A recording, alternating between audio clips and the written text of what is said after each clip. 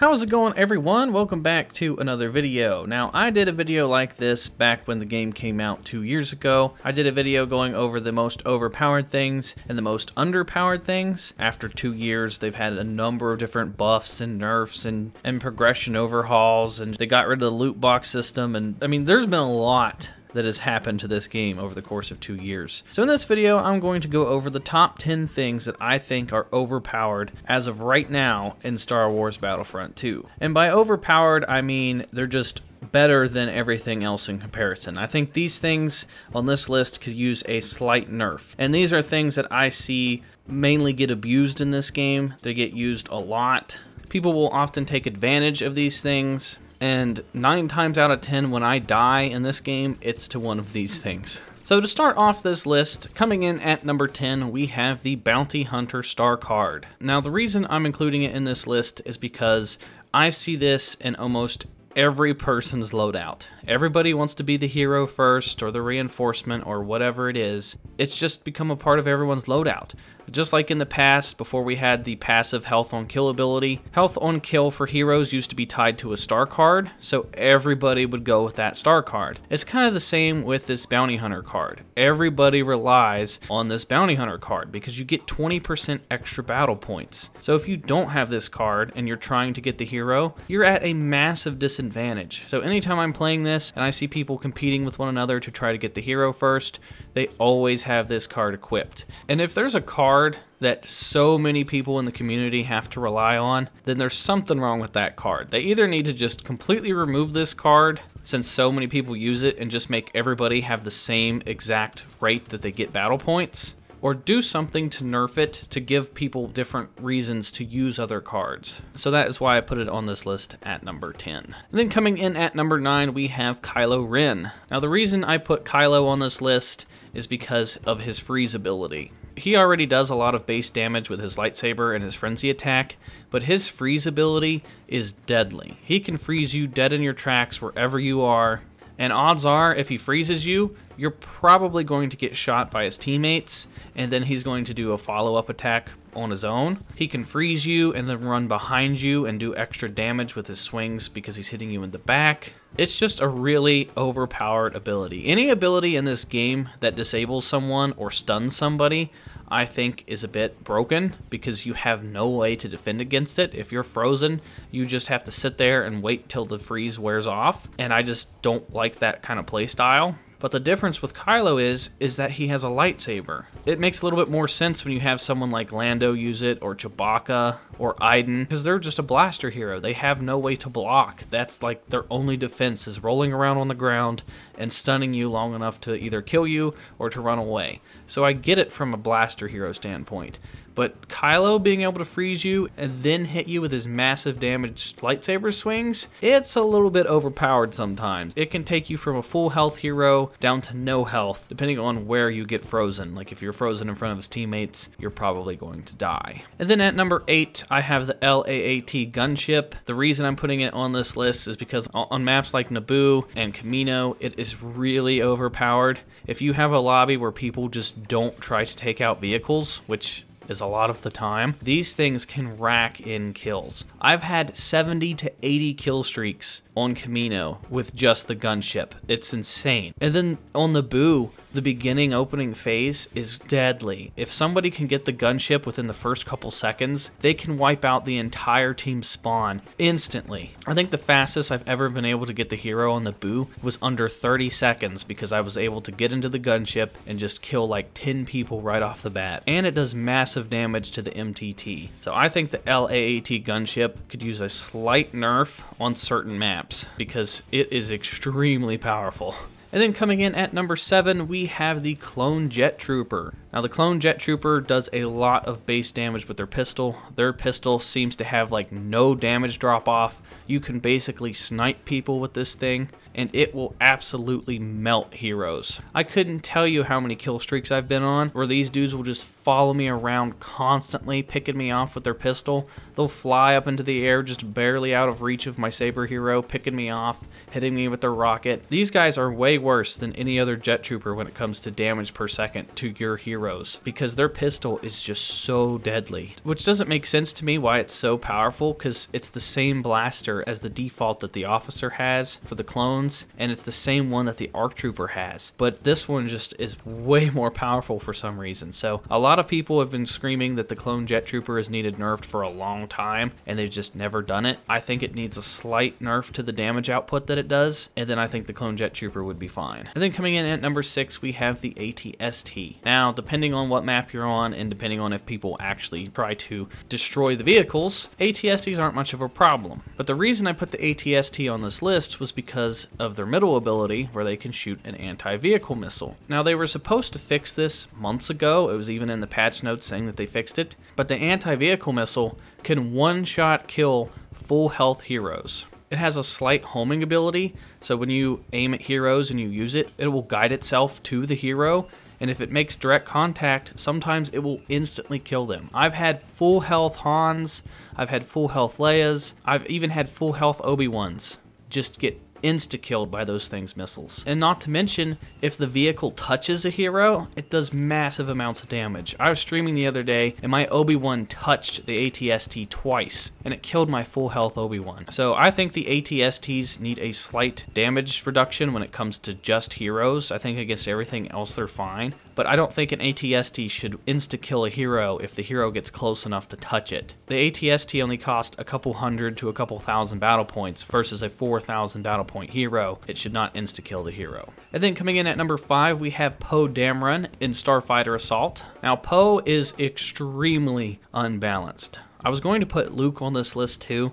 but I figured Poe was more powerful than Luke, so he kind of knocked Luke off this list. Poe is one of the main reasons that Starfighter Assault is unbalanced in favor of the good guys. I've gone on massive kill streaks with Poe, and I don't even have an upgraded Poe. I've seen fully upgraded like level 700 and 800 Poes that just melt the entire lobby. I've seen over 120 elimination streaks with Poe Dameron in this game. He is a monster because he has 4 abilities, and then anytime you take damage with Poe, you just hit your speed boost to get away, or if somebody's locked on with a missile, you can just hit the speed boost to outrun the missile, and then you can instantly heal yourself with BB-8 anytime you take damage. So Poe is extremely dangerous in Starfighter Assault, and I don't think DICE is ever going to tweak that mode, but if they do, they need to take a look at Poe. And then up next we have the new Avician Gunner.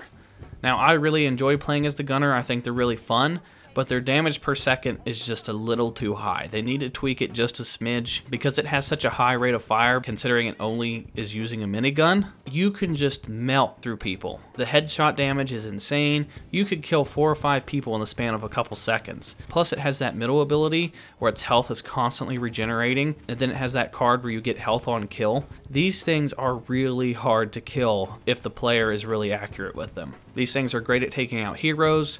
They're really, really good at taking out vehicles. So these things need a slight damage per second nerf, because right now they can take 4 or 3 hits to an ATST to kill it. I think they should take at least 5 or 6 to kill an ATST, because 3 hits to an ATST is just insane. That's crazy amounts of damage that it does. And then slightly nerf the damage per second with its primary weapon as well. And then coming in at number 3 is Emperor Palpatine. Palpatine is insane in this game. He has had a number of nerfs. He's had a bunch of different problems. His damage per second is massive. He just jumps around the field constantly. He's super hard to hit. You just aim in the general direction with Palpatine and you just get kills. I was testing it in arcade the other day. You just have to be within like 3 or 4 feet in the general area of a player, and the lightning just instantly attaches to the opponent. So Palpatine can just use his dark aura, run into a room, use chain lightning, and get like 6 or 7 kills in the span of a couple seconds. He is insane. I don't know why they designed Palpatine this way. He takes almost no skill to use. So I had to play as Palpatine just for the sake of this video to get gameplay. I played 1 match with him, and I had over a 100 kill streak in 1 match. I always feel guilty when I pick Palpatine because I know it's just an easy win and it's unfair for the other players, and I just feel scummy every time I do it. So I really hope that they do something to change the damage per second that Palpatine puts out. And not to mention that he can melt through stamina. If you go up against a blocking hero, you can go through their stamina super quick, break through their stamina, and then pretty much kill that hero. So he definitely needs a nerf. And then coming in at number 2 is Anakin Skywalker. A lot of you guys are probably surprised that Anakin's coming in at number 2, but you'll see why here in a second. But Anakin is easily one of the most overpowered things in this game. He takes almost no skill whatsoever. Depending on what star cards you have, you can clear out rooms in seconds. His heroic might can insta-kill infantry. His pool can insta-kill infantry. His retribution can insta-kill tons of people. Just today, I was playing on Star Killer. I ran up into their spawn and killed at least 15 to 16 people with just the push of a button. It's insane. I don't understand how people can defend this.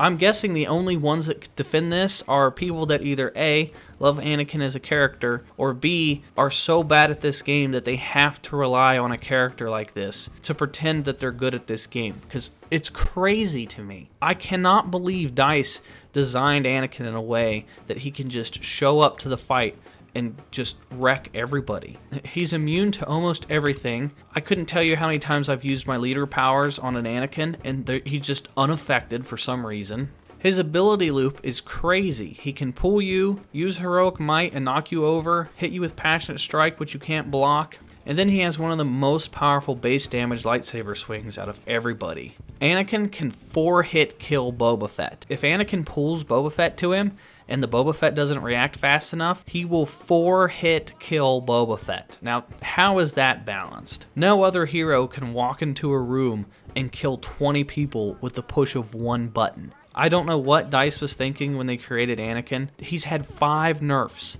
since he was released a year ago. And based off of the way Anakin plays, he needs about 8 nerfs to make him on par with everybody else. And then coming in at number 1 as the most overpowered thing in Star Wars Battlefront 2 is the Officer. Now the Officer just shows up to the battle and they get free battle points. Depending on what star cards you use, you can go with the Bounty Hunter card, which gives you 20% right off the bat. They have Officer's Presence. Nearby teammates will start their health regeneration a little bit faster, which gives you battle points just for standing near your teammates. And then if you go with the Recharge Battle Command, you can get kill assists for every single teammate that you buff. So the Officer is just a battle point machine. And due to the Officer being this unbalanced, it leads to the lobbies being like 70% of officers and the rest are just people that are sprinkled in. Like you'll see an assault, a couple heavies, maybe a few snipers. But for the most part, at the beginning of every single match, it's just spawn in, everybody buffs each other right off the bat. So the officers have like 500 to 700 battle points and they haven't even left the spawn yet. It's insane. I don't know why DICE did that. I think the Officer is designed kind of like Anakin for players that aren't good enough to get kills or battle points with any other type of character. They have to rely on just showing up to the battle and getting free points. I think that is what the Officer is kind of designed for, because when you compare them to the assault class or the heavy or the sniper, you actually have to go out and play the objective or get kills to get battle points. Versus the Officer, you just stand beside your teammates, they get kills, and you get free points. So I think the Officer needs a huge nerf. I would love to see less officers running around on the battlefront, because when you have a veteran player that has mastered their aim and they know all the tricks of an officer, the Officer's already designed for newbie players. So if you have a veteran player play the full potential of the Officer, veteran players can get a hero in under a minute with the Officer, and it's crazy. So I think the Officer needs more of a nerf than Anakin, in my opinion. But that is going to do it for my list of the most overpowered things in Star Wars Battlefront 2. Let me know what you guys think down in the comment section down below. If you guys like this video, please give it a thumbs up. It helps me out in the algorithm, helps more people come to this channel. We've been getting a lot of subscribers here over the past couple weeks, so I greatly appreciate it. You guys checking out my videos really helps me out. Be sure to hit that subscribe button if you're new here. Check out another video. Follow me on all social media at SwanyPlaysGames. And then be sure to join the Discord. All the links are in the description down below, and I will talk to you guys next time. Will you join me?